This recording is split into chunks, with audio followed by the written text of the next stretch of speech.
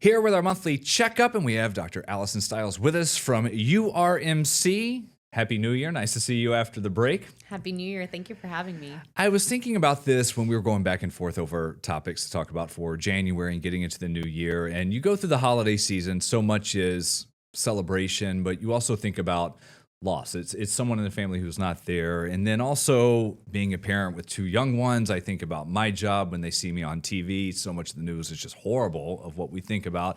And I was just like, how do we even begin to talk to kids, or when should we? How much can we share with them about topics that are grief, loss, just things that are tough? Because eventually, we'll have to get to that. So should we talk to them, and what are the benefits of being able to do so? Yeah, I think this is such a good question because I think there can be a tendency to shy away from having some of these challenging conversations with our kids. But one of the things we know is that it's really important to be able to have these conversations so that our children know that they have a safe, trusted person to go to, that they can get information from and ask questions when things come up.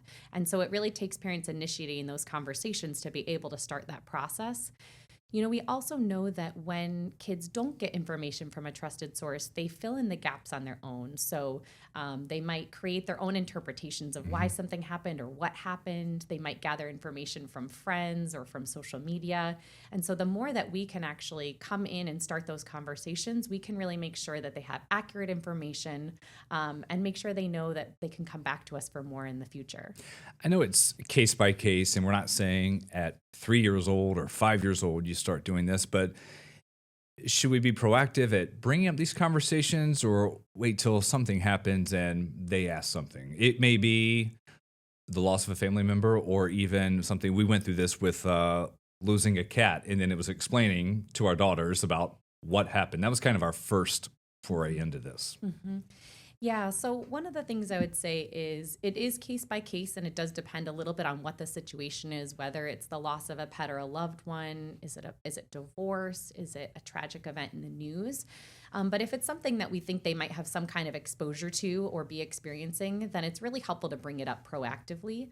One of the things that can help is to really meet children where they are by asking what they know already and what questions they have. So, there can be sort of a tendency to share more information and a lot of information all at once, but really starting with, what do you know about this? We know, that, for example, if there's a loved one who may be sick, saying, so-and-so has been sick recently. There are, the doctors are working as hard as they can to help them get better, but you might see that I feel sad sometimes. And, we are doing the best we can to share our love with them. And as soon as we can see them again, we will. And that might be, depending on the age of your child, the level of detail that you might go into. And then for kids who are older, you might go into more detail. But starting with that place of what do they know, what questions do they have, can help you meet them at that level and have that initial conversation. And then down the road, you may have more conversations with more detail. Is there something to look for where okay, they are getting it and processing it, but it's having a hard time with it? Yeah. I think noticing and being ready to respond to their reaction. So it's very normal that there's a range of different reactions. And sometimes when you're talking about really hard topics, you might be surprised that your child has a very small reaction, or you might be surprised by the really large reaction to something that might not feel as big to you. For example, sometimes like the loss of a pet that might not feel quite as big to a parent, but might be really big to a child. And so there is a range of responses. And I think monitoring and seeing how your child responds, and if it's a small response, you can normalize that and say, you might be feeling sad. It's okay if you're not too, but if there is something you're feeling, feel free to share that with me and I'll come back and check in with you. And if they're having a really big response, you might make sure that conversation's a lot shorter, and just share just that very basic information and say, I can tell this is really impacting you. It looks like you're feeling really sad about this or scared, and that makes a lot of sense. And, I'm here to support you, and we can keep talking about it, and just kind of giving them some of that connection and love. But it is important to kind of read how your child's responding, and it might mean that conversation, that initial one, is pretty short, and then maybe you check in a little bit later to see how they're doing, and whether they have more questions or want more information.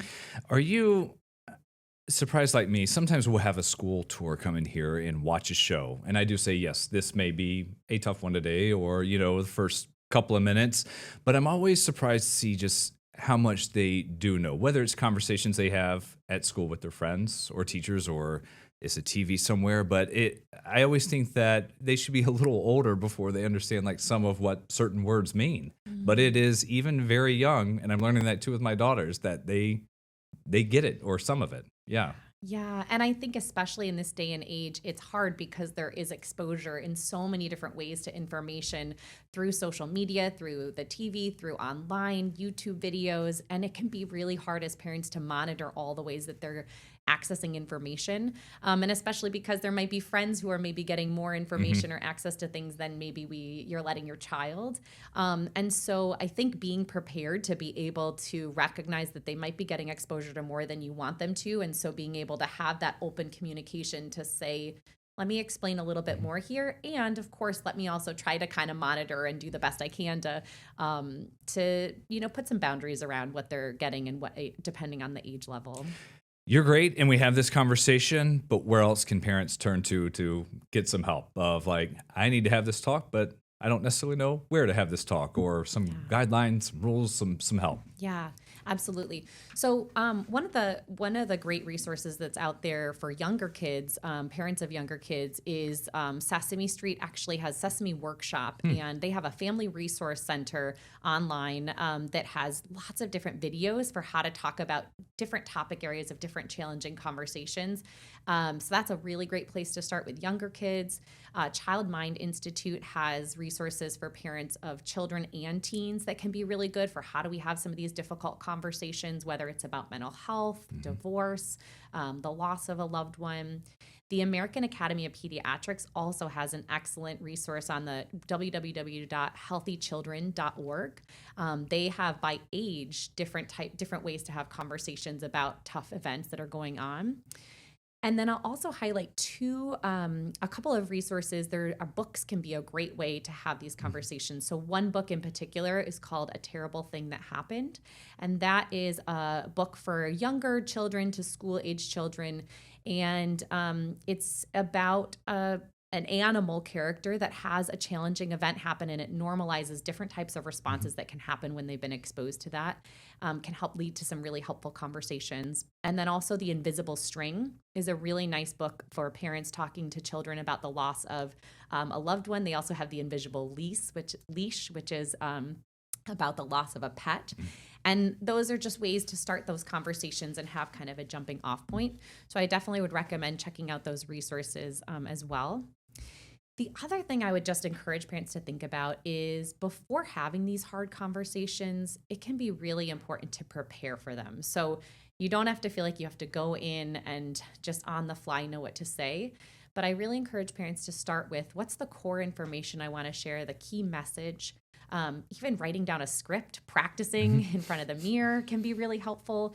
And thinking about it, anticipating what some of the questions or responses can be. The more that we can be prepared and have a plan, the calmer we're going to be, which means the calmer our children are going to be in response. And it also can be helpful to really make sure that we're choosing a time and a place for these conversations. So thinking about, I need to have a time when I'm not going to be rushed, when my child's not rushed, where the conversation can go where it needs to go, and making it a quiet, private place. Sometimes in the car when you're alone with your child can be a great way for conversations to happen, or sometimes it's at home, in the comfort of your space. But really being intentional and planning for these can help them be successful. Listen, it is all wonderful writing all that down, and we'll include this with our web story too. Dr. Stiles, thank you for coming in and sharing that. Thank you so much. Happy to be here. Get the Rochester First streaming app today for everything you love from News 8 on demand, plus exclusive shows you won't see anywhere else. Search ROC and download for free on Roku, Amazon Fire, and Apple TV.